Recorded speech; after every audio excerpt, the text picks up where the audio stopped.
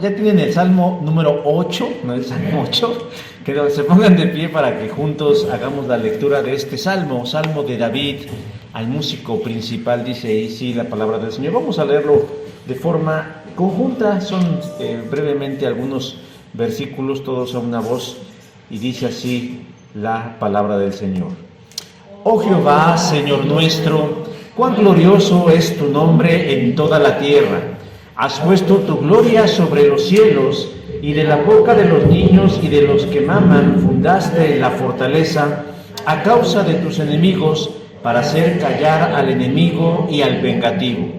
Cuando veo tus cielos, obra de tus dedos, la luna y las estrellas que tú formaste, digo, ¿qué es el hombre para que tengas de él memoria, y el hijo del hombre para que lo visites? Lo has hecho poco menor que los ángeles, y lo coronaste de gloria y de honra. Le hiciste señorear sobre las obras de tus manos, y todo lo pusiste debajo de sus pies, ovejas y bueyes, todo ello, y asimismo las bestias del campo, las aves de los cielos y los peces del mar, todo cuanto pasa por los senderos del mar. Oh Jehová, Señor nuestro, cuán grande es tu nombre en toda la tierra. Amén. Pueden tomar sus lugares. Alguien diría, ay, la letra de una canción, ¿no? Oh Jehová, Señor nuestro, cuán glorioso es tu nombre. Pero bueno, no los voy a torturar con mi voz aguardientosa y de borracho. ¿Han escuchado ustedes, sobre todo en estos días, hablar sobre la ley de la atracción? Yo creo que sí han escuchado hablar de ella, que más que una ley es más bien un pensamiento mágico, pero que muchos lo consideran una regla total.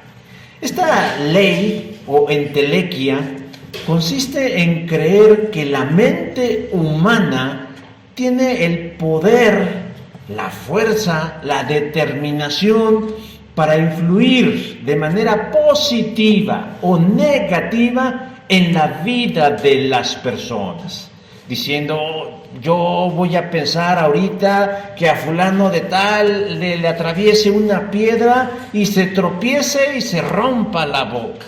Básicamente es eso.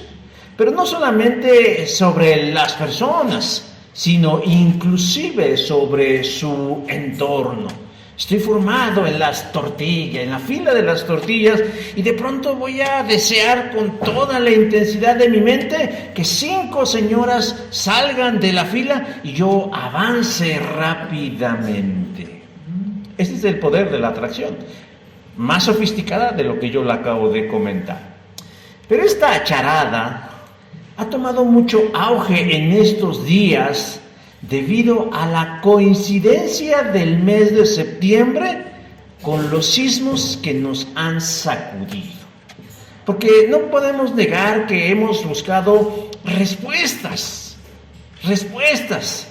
¿Por qué septiembre? ¿Por qué el 19? ¿Por qué precisamente en esos días? Bueno, pues las respuestas que hemos buscado y encontrado pueden ir desde lo científico, desde la gente que estudia la Tierra, hasta la idea de que los temblores son el resultado de un poder mental colectivo, la ley de la atracción. Y permítanme compartirles un fragmento de lo que escribió un periodista o presentador de radio de nombre Antonio Esquinca, un hombre que ha tenido serios problemas con el alcohol, y oramos porque lo esté superando, pero además de que sus efectos o consecuencias ya no lo afecten tanto. Dice lo siguiente: ayer, esto lo escribió el martes, ¿sí, verdad? Porque el sismo fue el lunes. ¿Sí fue el lunes? Sí, ¿verdad? Es que ya ven que yo de los días y los años me pierdo. Dice, ayer quedó demostrada la capacidad tan grande que existe en la energía colectiva. Por más que la ciencia trate de decir o de justificar, las casualidades no existen. Llevamos 2 años provocando lo que sucedió ayer en nuestra mente colectiva. Un mensaje de la Madre Tierra de cómo estamos en la quinta dimensión, donde las cosas se manifiestan muchísimo más rápido. Cada uno de nuestros pensamientos y sentimientos desprenden energías que no se quedan en nuestro cuerpo, sino que generan una serie de colisiones químicas dentro de sí. Pero fuera de él, cuando estos millones de quantums, que sabrá Dios qué será eso, se han desprendido, se unen a otros iguales y es cuando se producen realidades. En lo que usted ponga su atención e intención es lo que verá manifestado en la realidad. La suerte y las coincidencias no existen. Existen características y circunstancias creadas por nosotros mismos. Las drogas destruyen. ¿Cuál es la opinión que nos puede generar una explicación de esta manera? Yo creo que se vale en la vida ser ingenuos, pero tampoco hay que exagerar. Habría mucho que decir acerca del comunicado de este personaje, pero me surge una pregunta pertinente en relación a esto. ¿Puede el ser humano por sí mismo, a través del poder de sus pensamientos, crear realidades? Vamos a concederles el beneficio de la duda y vamos a decir empíricamente que sí podemos. Luego entonces, ¿cómo es que las cosas no son mejores si a veces las pensamos y las deseamos? Yo creo que más de uno ha deseado vivir en mejores condiciones laborales, mejores condiciones de pareja, de familia, de salud. No podemos desestimar a nadie en cuanto a su intención e intensidad por vivir mejor. Luego entonces, ¿dónde quedan esos quantums que él dice que se desprenden de uno y son capaces de crear realidades? Ahora, si hablamos que a lo mejor uno mismo no podría, yo creo que muchos, si de veras nos pusiéramos de acuerdo en un punto de vista o en un propósito y le echamos hartas ganas, apretamos la panza y somos tan sinceros para desear algo, porque es que no sucede. Muchas ideas en el mundo como estas han colocado en el centro de la ecuación al ser humano. Es decir, está en nosotros las respuestas y las soluciones que necesitamos. Pero volvamos a la pregunta del día. ¿Puede el ser humano ser capaz de influir en su realidad al punto de crear precisamente estas realidades tanto positivas como negativas? David, el autor del Salmo número 8, plantea una pregunta mucho más filosófica que la mía, verso 4. ¿Qué es el hombre? ¿Qué es el ser humano? Y a la luz de lo que yo acabo de comentar y de lo que está sucediendo a nuestro alrededor, es fundamental que nosotros encontremos esta respuesta, pero no en nosotros mismos, porque ahí no está, sino en la mente y en el corazón de Dios. A lo largo de la historia de la humanidad, el hombre precisamente ha tratado de responderse a esta pregunta: ¿qué es el hombre? Y hay diversas posturas que tratan de explicar qué es lo que somos. Hay quienes dicen que el ser humano solo es una máquina que vino al mundo a hacer algo. Otros dicen que somos un animal, un ser sexual, un ser económico, un títere del universo, un ser libre o un ser social. Pero cualesquiera que sea la respuesta, que estas se quedan cortas, porque no satisfacen el anhelo del corazón nuestros. Porque algunas nos mecanizan al ser humano y en otras nos dejan en una posición muy alta, con altas expectativas y en otras nos reducen, convirtiéndonos en prácticamente nada. Lo que sí es que cuando tratamos de responder ¿qué es el hombre?, las respuestas van de un extremo al otro. Desde creer que somos seres superdotados, como lo dice Antonio Esquinca, capaces de crear realidades, o quienes piensan que el ser humano es una basura. Pero, ¿qué es lo que somos? Y qué mejor, en este lugar y en este contexto, que ir al autor de lo que es todo, incluyéndonos a nosotros, y descubrir juntos 3 respuestas a la pregunta fundamental de David: ¿qué es el hombre? Y lo primero que nos dice el texto en relación a esta pregunta de ¿qué es el hombre? Nos dice en el verso 4 que somos seres mortales, por lo tanto, seres limitados. Verso 4 dice, ¿qué es el hombre? Antes de entrar propiamente a la explicación del Salmo número 8, déjeme decir que me referiré de manera indistinta al ser humano y al hombre, porque estoy hablando en términos de especie y no de género o sexualidad. Así que cuando diga hombre, estoy diciendo ser humano, para que en estos tiempos de género las féminas no se sientan excluidas diciendo, no me está aludiendo a mí. No, hablo como hombre en un sentido de especie y no en un sentido de género o de sexualidad. Lo segundo es que el Salmo número 8, el Salmo de David, lo escribió primordialmente para honrar y glorificar a Dios. Dice así, la gloria de Jehová en su creación. Y así de manera superficial ustedes se darán cuenta que es un comparativo entre la grandeza de Dios y la cierta grandeza del hombre, para que nosotros aprendamos a guardar las debidas proporciones entre uno y otro. Es obvio que hay distinciones entre Dios y nosotros, pero pues nunca falta el que desarrolla un concepto más alto de sí mismo, como decíamos en alguna ocasión, como el filósofo alemán Nietzsche, quien proclamó la muerte de Dios y el surgimiento del superhombre. Pero esta idea no es tan contemporánea, sino que desde siempre hay gente que siempre ha querido ser como Dios. ¿Qué dice Génesis 3:5? Serán abiertos vuestros ojos y seréis como Dios, sabiendo el bien y el mal. Es decir, desde el principio de nuestra historia, con lo que nos han querido marear y nos han mareado, es con la atractiva oferta de que podemos ser como Dios. Este argumento de la serpiente a Eva fue el que la convenció para probar el fruto prohibido y por consecuencia ofrecérselo a su marido Adán. Bueno, me parece que David no escribió este salmo para refutar estas ideas o estas aspiraciones, pero sí estoy seguro que Dios utilizó este bello canto de alabanza para revelarnos esta verdad, que es el hombre.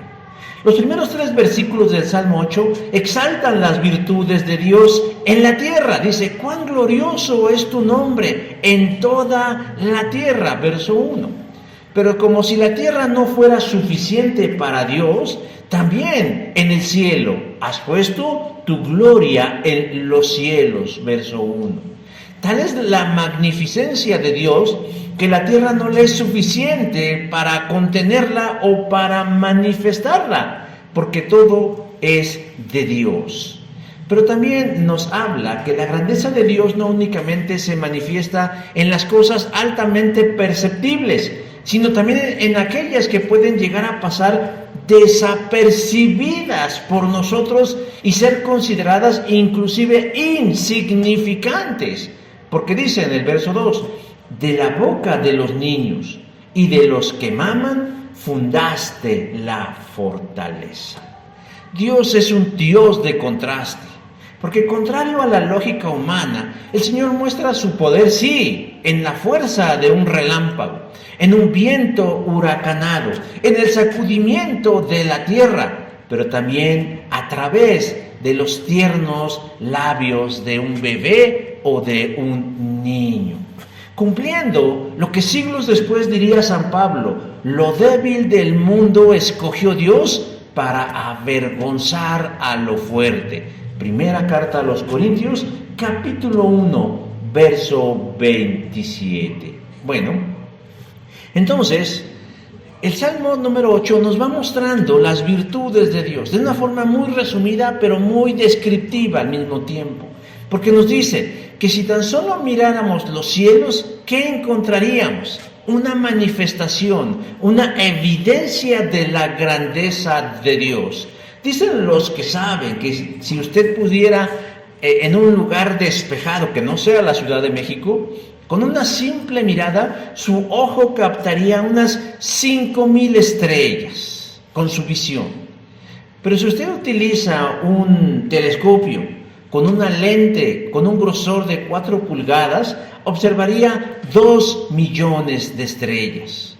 Pero si usted se va a un observatorio de estos muy pomadosos y muy avanzados, que utilizan espejos de 200 pulgadas de espesor, usted llegaría a observar más o menos 1,000 millones de estrellas y quedar maravillados acerca de la grandeza de nuestro Dios. Bueno, este es el preámbulo que David utiliza al hablarnos de lo que ya sabemos y de lo que es evidente. Y entonces plantea la pregunta, ¿qué es el hombre? Y el hombre, decíamos hace un rato en la primera respuesta, es un ser limitado, es un simple y llano mortal. La traducción viviente de la Biblia traduce, valga la redundancia, este versículo de la siguiente manera: ¿qué son los mortales para ti? Verso 4.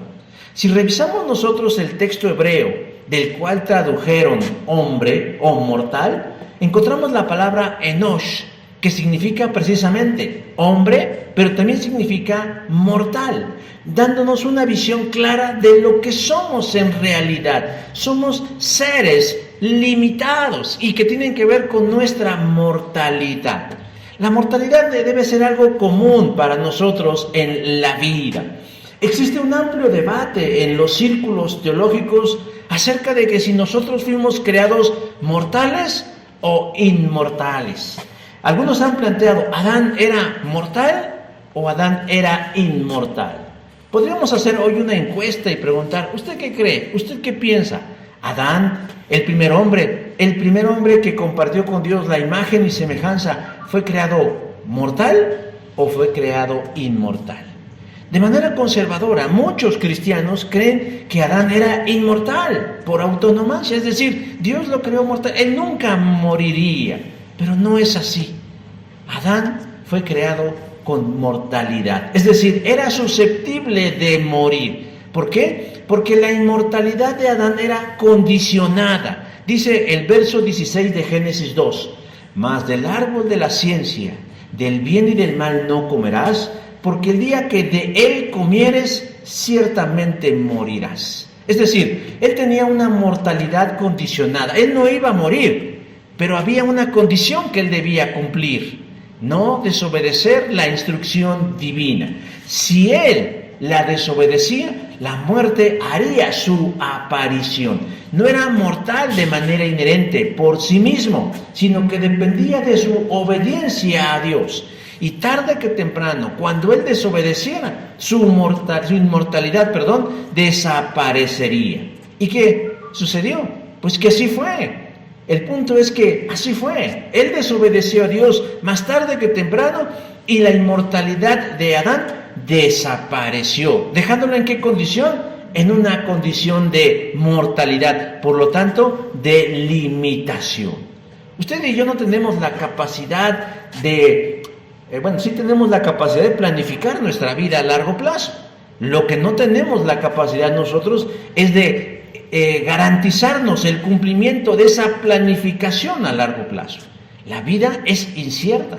Hoy estamos y mañana quién sabe. Ahorita en este momento nos encontramos y al rato no lo sabemos. ¿Han sabido ustedes casos o situaciones de personas que de pronto decíamos, pero si lo vi en la mañana, si hablé con él hace un momento y se escuchaba bien? Fue al médico y el médico le dijo, no, está usted perfectamente. Y sin embargo, minutos después está muerto.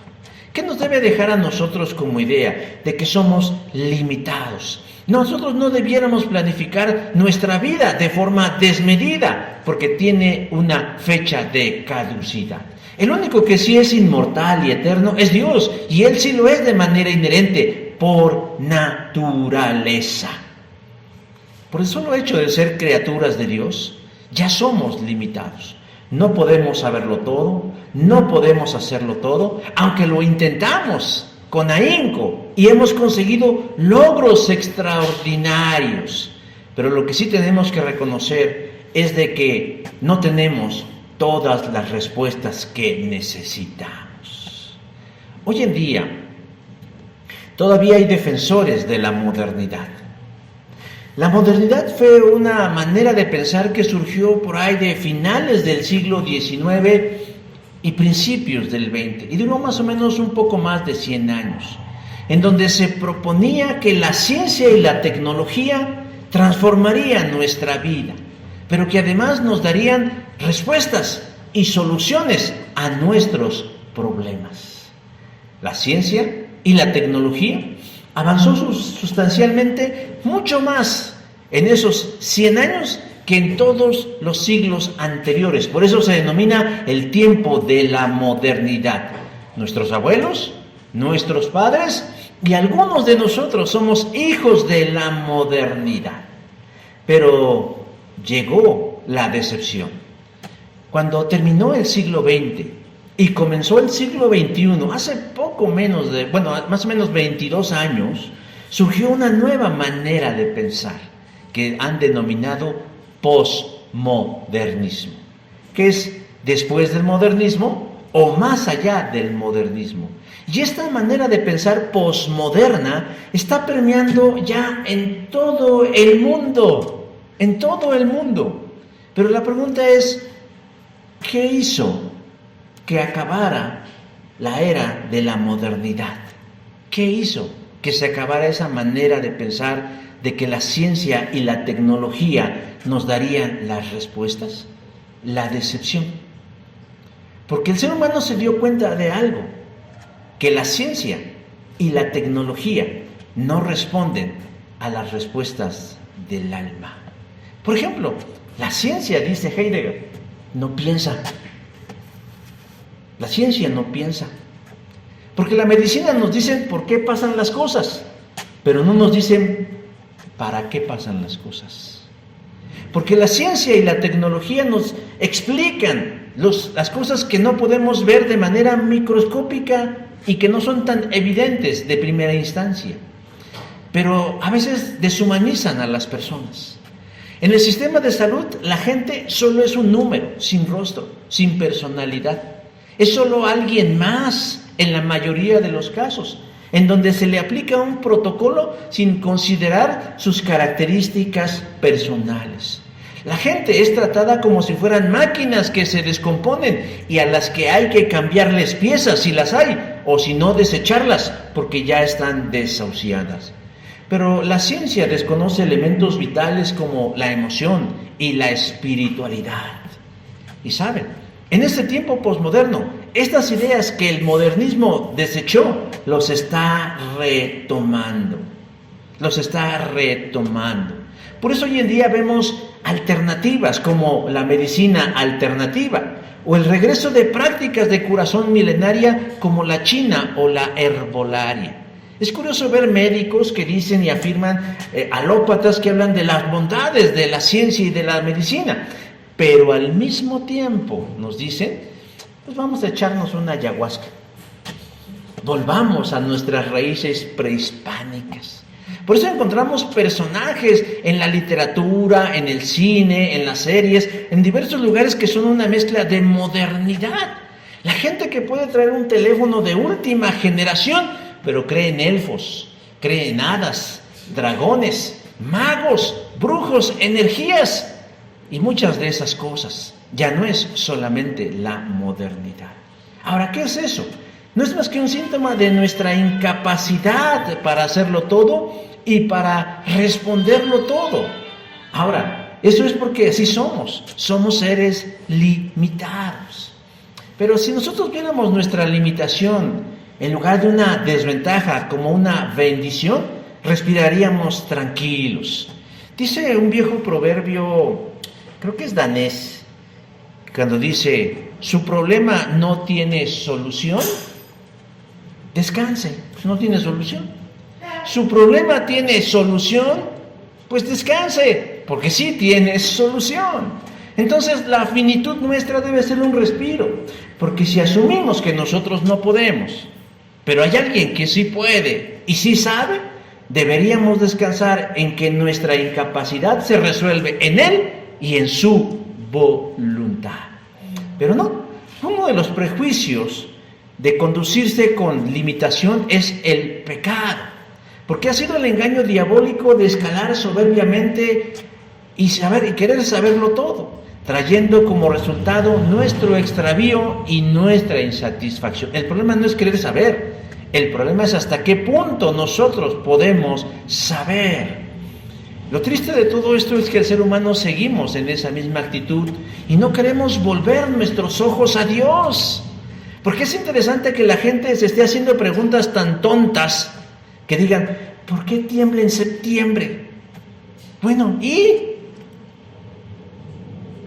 ¿Por qué nos hacemos preguntas tan absurdas como ¿por qué tiembla en septiembre? En lugar de hacernos preguntas más sustanciales y fundamentales. ¿Qué querrá decirme la vida si no creen en Dios? ¿O qué querrá decirme Dios con estas cosas? ¿Acaso no querrá Dios que yo vuelva mis ojos a Él, que lo busque? No, pero la gente, oye, tú, ¿por qué será que tiembla en septiembre? En eso le da gira la canica y la ardilla a muchos. Y unos, ay no, pues van a ser energías mentales o no sé, o las, ¿cómo dicen? Y las nubes aborregadas y no sé cuántas cosas de la gente se inventa, en lugar de ponerse a preguntar, bueno, y a todo esto, ¿qué debo hacer con mi vida? Porque nos pone de manifiesto nuestra finitud, porque así respondemos con nuestra limitación. Nos hacemos de respuestas cómodas y simplistas, que no responden ni no resuelven nuestra condición de vida, ni nuestra condición de eternidad. ¿Qué es el hombre? Es un ser mortal y limitado. Segunda cosa que nos dice el texto, ¿qué es el ser humano? Es un ser creado. Verso 5, dice, le has hecho, o sea, lo has creado. Verso 5. ¿Cómo comienza la Biblia? En Génesis 1:1. En el principio Dios creó. En el principio Dios creó. Y en esa frase de 1, 2, 3, de tan solo 5 palabras, Dios nos revela un misterio que ha asaltado la mente humana. ¿Cómo comenzó todo? Pero todavía hay gente que no lo acepta. Pero Él lo dice en 5 palabras. En el principio Dios creó. Y es una verdad abrumadora y difícil de aceptar. Pero comienzo esta explicación porque existe una confusión acerca del concepto crear. En el hebreo la palabra vara es de la que se traduce crear, que significa traer de la nada algo que no existe, pero que ahora es. Eso es crear. En el sentido más ortodoxo de la palabra, eso significa crear. Y Dios es creador por naturaleza. Nosotros, los seres humanos, en el mejor de los casos, somos transformadores de lo creado.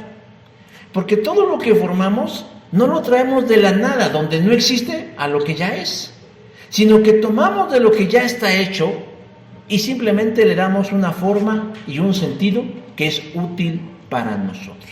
Bien, eso es crear. Pero ¿cuál es la confusión a la que me refiero?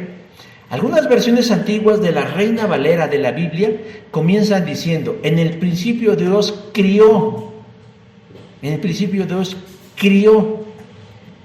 Y esa simple cambio de la letra de creó a crió, a algunos les causa confusión. ¿Por qué? Porque entonces terminan concluyendo diciendo, Dios no creó el mundo, solo lo crió.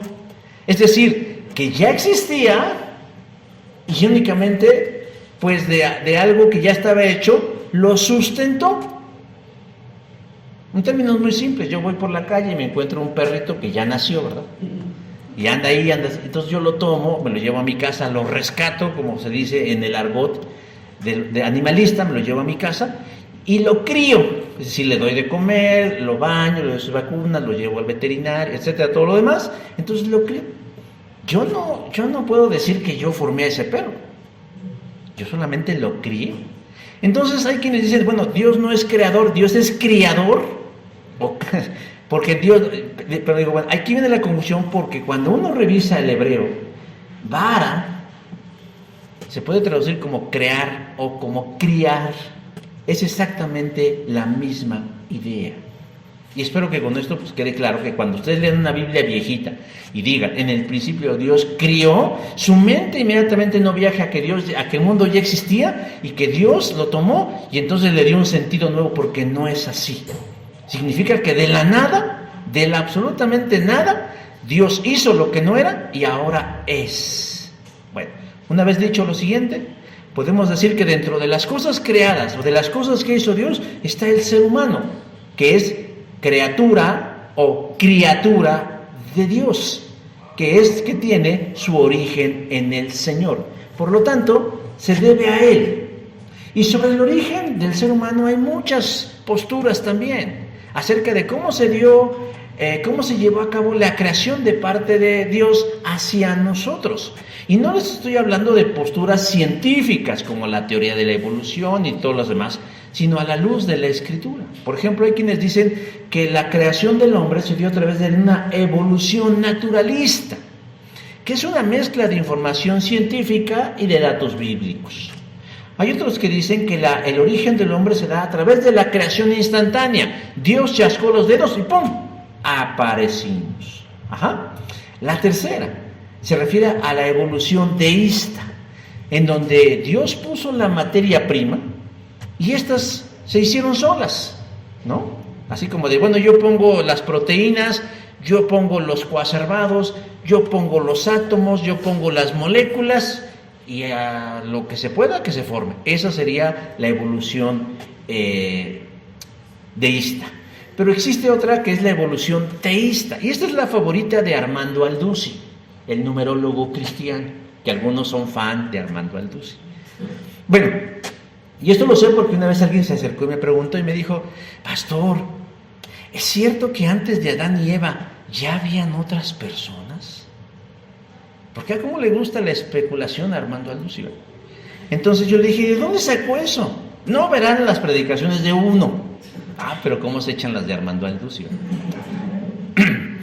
Entonces le dije, pero no, y esto yo me explicó ahí en su media lengua esta persona, porque es que Armando Aldusi decía que ya existían personas antes de Adán y Eva. Bueno, lo que propone la evolución teísta es que cuando dice del polvo eres, cuando se refiere a que tomó polvo, que en realidad él dice que tomó a un ser que ya existía, a otra persona, a otro individuo, una persona, a otro individuo. Hay quienes dicen que era algún tipo de humanoide, no propiamente un chimpancé, no propiamente un mono, no un simio, pero un tipo de humanoide, y que él lo tomó y que entonces le dio una forma para que se convirtiera al ser humano. Por eso dicen que Adán y Eva no son los primeros seres humanos, sino que había algo previo, algo anterior a ellos. Pero eso es una hipótesis. Y la última hipótesis acerca del origen del hombre es el creacionismo progresivo. Pero miren, cualquiera que sea la propuesta, la idea sigue siendo la misma. El ser humano es algo creado. No es algo o alguien que se haya creado a sí mismo o que sea el resultado de la conjunción al azar de átomos y proteínas, como nos lo propone la ciencia, porque también es una propuesta. Pero aquí entre nos, en donde nadie nos escucha más que nosotros, déjame decir que se necesita más fe para creer que alguien así surgiera por probabilidad y azar, a creer que alguien inteligente y superior nos hizo.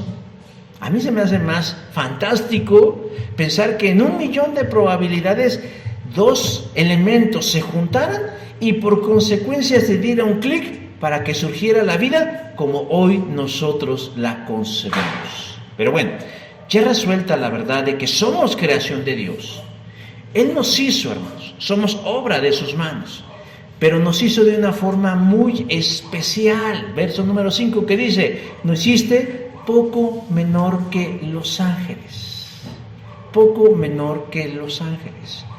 Dios hizo el mundo, Dios hizo los seres vivos, e hizo a cada uno de ellos ¿cómo? Según su especie. Génesis 1, verso 21, verso 24 y verso 25. Cuando Él hizo a todos los seres vivos, los hizo según su especie.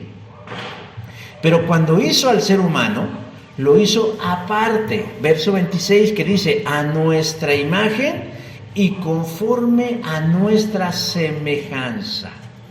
De tal manera que nosotros somos distintos a la creación.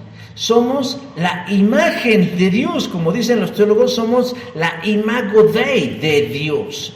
Y esto nos coloca, hermanos, dentro de lo creado, en la parte más alta de ella, teniendo dominio y control sobre ella, pero eso lo diré en un instante más. Entonces, nuestro valor, hermanos, es importante, es un valor grande, enorme, que nos distingue del resto de la creación, de las plantas, de los animales y del resto de los seres vivos. Pero hay que guardar la debida proporción. Nuestro valor no nos convierte en lo más alto del universo. Somos valiosos porque Dios nos da ese valor. Somos valiosos porque Dios nos da ese valor. Entonces, el ser humano tiene la capacidad de crear realidades con el puro poder de su pensamiento. No solo porque es un ser limitado, sino que forma parte de la creación, aunque sea la parte más sublime y más perfecta de ella, no llega a ese punto de aspiración nuestras capacidades. Hay que guardar las debidas proporciones. Somos hechura de Dios. No tenemos un tipo de fuero o de capacidad sobrenatural para actuar como dioses. La palabra que utilizó David cuando se refiere a ángeles es la palabra hebrea Elohim, que significa dioses en plural. O sea que si pudiéramos graficarlo y pudiéramos decir, en lo más alto está Dios, en el siguiente estrado están los ángeles, en el tercer estrado estamos nosotros y de ahí para abajo todo lo demás. Nosotros como seres creados no podemos aspirar, porque aunque los ángeles son creados, están todavía por encima de nosotros, aunque actúan como servidores de nosotros. Es como media extraña la dinámica de Dios, pero también guarda un orden y un sentido importante. No debemos sentirnos tristes, hermanos, por no tener las capacidades que tienen los ángeles.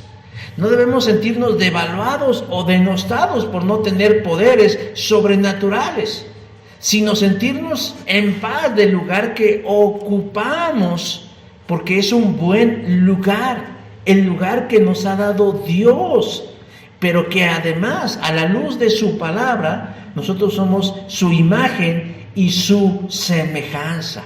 ¿Y qué significa la imagen y la semejanza de Dios? Hay quienes piensan que son dos cosas distintas. Yo tengo la imagen, pero no tengo la semejanza. O yo tengo la semejanza y no tienes la imagen. No. Es exactamente lo mismo. O sea, somos imagen y semejanza de Dios.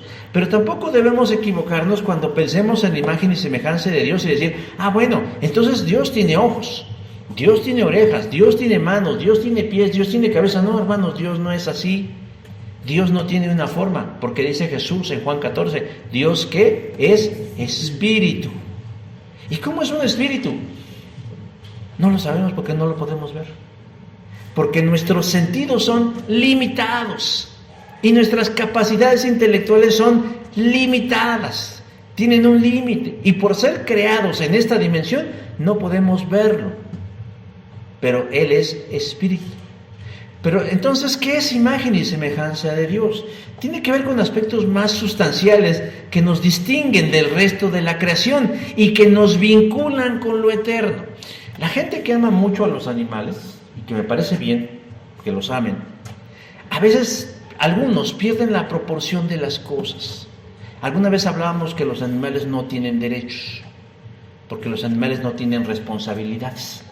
Y los derechos van pegados con las responsabilidades. Yo tengo derecho porque tengo responsabilidad. Un perro no tiene derechos porque no tiene responsabilidad. Su único deber es ser perro. Bueno. Entonces, en esta humanización de los animales, la gente a veces olvida, pues, o ignora más bien, esta serie de cosas. Por ejemplo, los animales no tienen conciencias de sí mismos. Espero que no me vayan a refutar aquí los compañeros veterinarios. No tienen conciencia de sí mismos. O su conciencia es muy primigenia, muy limitada. Y a veces lo podemos ver cuando ellos se llegan a mirar en el espejo. No saben que son ellos.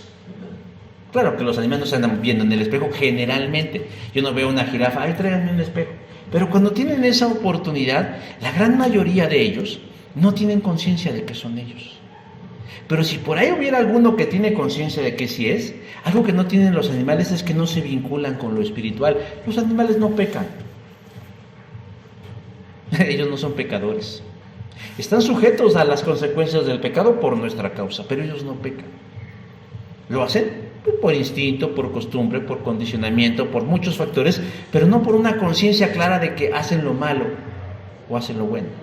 Esas son las interpretaciones que los humanizan, nos llevan a pensar que sí, pero no es así. Pero entonces el punto aquí, hermanos, es ¿qué aspectos sustanciales compartimos con Dios que nos distingue de ellos? La conciencia, la razón, la voluntad, la espiritualidad y una serie de elementos, hermanos, que nosotros compartimos con Dios, que no es injusto que los animales no las tengan, ellos tal vez no las necesitan y ni siquiera las están pidiendo ni las están demandando, pero, hermanos, nosotros tenemos la imagen y semejanza de Dios. Somos imagen y semejanza de Dios.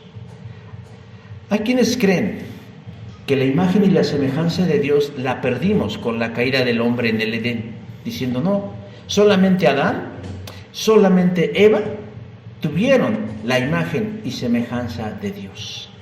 Y que únicamente cuando volvemos a Cristo, recuperamos algo de la imagen y semejanza de Dios, y que cuando sea el final de los tiempos, la recuperaremos totalmente. Bueno, suena muy bien eso, pero no es así. El ser humano, de manera general, aunque a algunos les pueda parecer injustos, nacen con la imagen y semejanza de Dios. Todos los seres humanos son seres a la imagen y semejanza de Dios.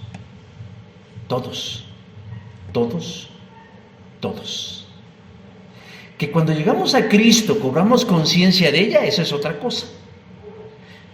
Pero todos los seres humanos tienen imagen y semejanza de Dios. Por eso decimos que en cierto sentido sí somos hermanos de creación. Somos hermanos en la creación. Y de ahí que el Señor diga que debemos amar al prójimo como a nosotros mismos. Porque no dice que nada más a los cristianos, ¿verdad? A los de nuestra familia, a los de nuestra prole, a tu prójimo, a tu igual. Pero decía yo, pero cuando llegamos a Cristo, cobramos conciencia de la imagen divina. Es cuando se abren nuestros ojos espirituales, nuestra conciencia, y decimos, caray, sí es cierto, soy imagen y semejanza de Dios. Y ahora, como soy imagen y semejanza de Dios, me voy a conducir de una manera que a Él le honre, y de una manera que a Él lo dignifique más de lo que ya es. El Espíritu de Dios nos ayuda, hermanos, a que ahora nuestra vida en Cristo manifieste en todo lo que hace la imagen y la semejanza de Dios. ¿Sí? Esa es la explicación.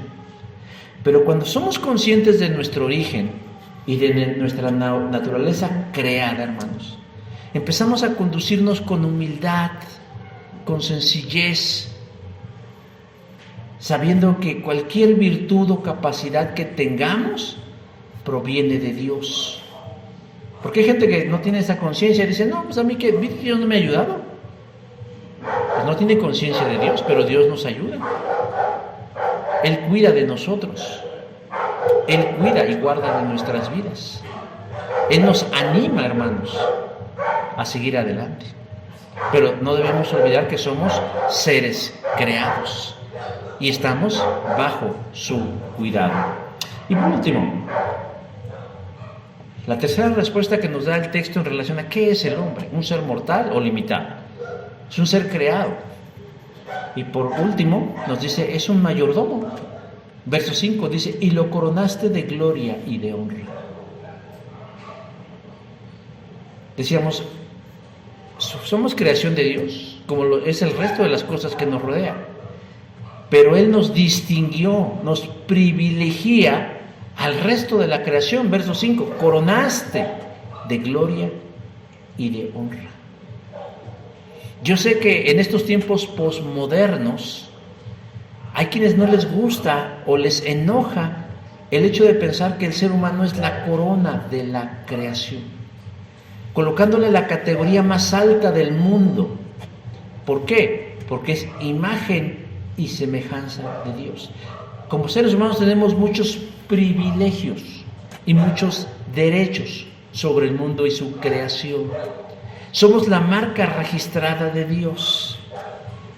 Pero nuevamente reitero, ante un gran privilegio y una gran responsabilidad, hay una gran responsabilidad, hay una gran obligación.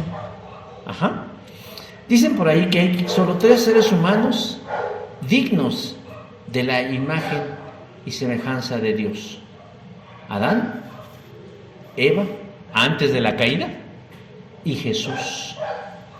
Pero de ahí para acá, hermanos, nosotros somos una copia o una versión alterada y corrupta de lo que Dios deseaba cuando nos creó. Pero con todo, hermanos, dice, y por eso hemos perdido privilegios y derechos. Pero no es así. Seguimos siendo hasta este momento la corona de la creación. Y al mismo tiempo seguimos teniendo la misma responsabilidad del mundo que Él nos dio. El ser humano no es un subproducto o desecho de Dios. Porque, como hay personas, sobre todo en el argot cristiano, diciendo que el ser humano es una basura, que es estiércol, que es un trapo de inmundicia, que todo lo que hace está mal, que todo es del diablo, que todo es desecho, que todo es porquería y así. Siempre, por un lado decíamos, hay quienes dicen, no, nosotros somos pero el superhombre, ¿no? Como dice Nietzsche. Pero hay otros que dicen, no, es que yo soy una basura, soy una porquería, Dios me sacó del lodo y del estiércol y no sé qué, no sé cuándo. Bueno, los extremos son peligrosones, ¿no? Pero nosotros, hermanos, no somos un desecho de Dios. Somos importantes. Tan importantes que dice Juan 3:16, que Él dio a su Hijo unigénito para reconciliarnos con Él y darnos vida eterna. Hay cristianos que denuestan la labor del hombre, diciendo todo lo que hace el hombre está mal, todo lo que dice el hombre es mentira, todo lo que hace el hombre es camino de muerte, todo. Pero de veras no hay que mentir para quedar bien. No hay que mentir. Dios no necesita que nosotros digamos una mentira. Porque lo que nos quiere mostrar el Salmo número 8 es la grandeza y la magnificencia de Dios. Pero también quiere mostrarnos nuestro lugar. No somos dioses, pero tampoco somos basura.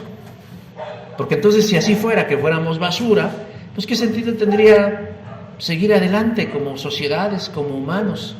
Trabajar, ser creativos, ser esforzados, ser disciplinados, si al final de cuentas todo es basura para el hombre. No, hermanos. Sabemos que Dios se lleva las palmas de la perfección. Pero tradicionalmente el creyente promedio ha denostado al hombre y su obra, tachándola de basura, de inmundicia, de mentira. Y muchas veces lo hacen para que nosotros no desarrollemos una más alta opinión de nosotros mismos. Pero la verdad es que Cuando nosotros conocemos nuestro lugar, que nos dice aquí, los hiciste un poco menos que los ángeles y los coronaste de gloria y de honra, en nosotros debe surgir un sentimiento de humildad y decir, Señor, yo no tengo todas las respuestas, ni todas las soluciones, ni conozco todos los caminos. Tú sí los conoces. Y no debemos sentirnos menos, no debemos sentirnos devaluados o sentirnos indignos, sino que guardemos el debido lugar que el Señor nos da. ¿Y qué lugar nos da el Señor? Nos da un lugar de ¿qué? De mayordomía sobre la creación. ¿Qué es la palabra mayordomía? Encargado o administrador de las cosas, dice el verso 6. Le hiciste señorear sobre las obras de tu mano y todo lo pusiste debajo de sus pies. Y entonces David empieza a hacer una breve resumen diciendo: ovejas, bueyes, todo ello, bestias del campo, aves de los cielos, peces del mar y todo cuanto pasa por los senderos del mar. Es decir, todo está bajo nuestra administración, bajo nuestro cuidado, bajo nuestro control. Ahora, ¿que hemos fallado? Eso es indudable y es evidente que hemos fallado en el cuidado de las cosas que Dios ha puesto en nuestras manos. Hace unas semanas vi la reacción una reacción airada de una presentadora de noticias. También una mujer que tiene problemas con el alcohol. También, híjoles, el alcohol mata, ¿va? Esa mujer, Yuridia Sierra, reaccionó de una forma muy exacerbada ante la opinión de otra persona, de una persona que defendía la vida diciendo pues que el aborto era mal.